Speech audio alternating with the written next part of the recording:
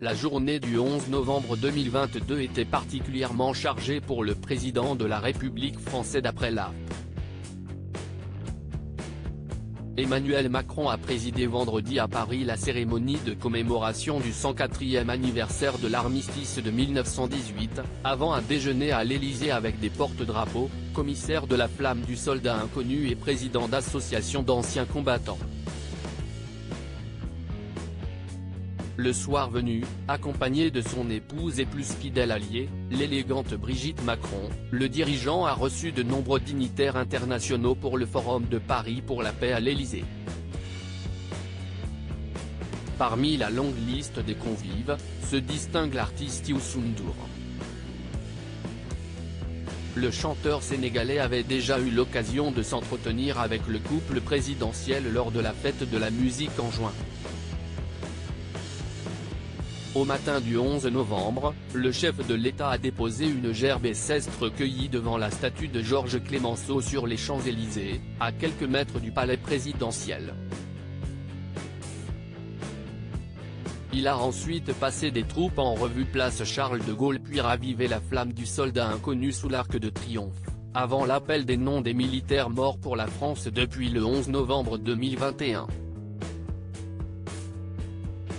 Le chef de l'État avait été accueilli à l'Étoile par la première ministre Elisabeth Borne, le ministre des Armées Sébastien Lecornu, les secrétaires d'État Sarah El Haïry, Jeunesse et Service National Universel, et Patricia Mirallet, ancien combattant et mémoire, et le chef d'état-major des armées Thierry Baucard.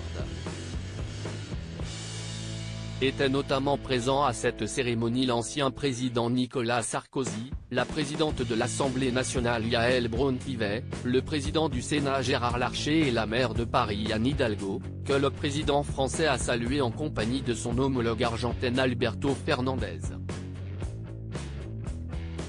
Armistice puis Forum pour la paix. Ce même jour dans l'après-midi, Emmanuel Macron participait au Forum pour la paix qui se tient au Palais Brongniart à Paris, avant un dîner de clôture prévu à l'Élysée. Emmanuel Macron a échangé lors de cette rencontre avec des dirigeants de pays du Sud qui ont appelé à des négociations pour mettre fin à la guerre en Ukraine dont le monde entier subit les conséquences. Emmanuel Macron a reçu également à Paris des femmes iraniennes, dont il a salué la révolution qu'elles sont en train de conduire. On a accueilli avec beaucoup d'honneur et de plaisir une délégation de femmes iraniennes, a déclaré le président français lors du Forum de Paris sur la paix. Je veux ici leur redire vraiment notre respect et notre admiration dans le contexte de la révolution qu'elles sont en train de conduire, a-t-il ajouté.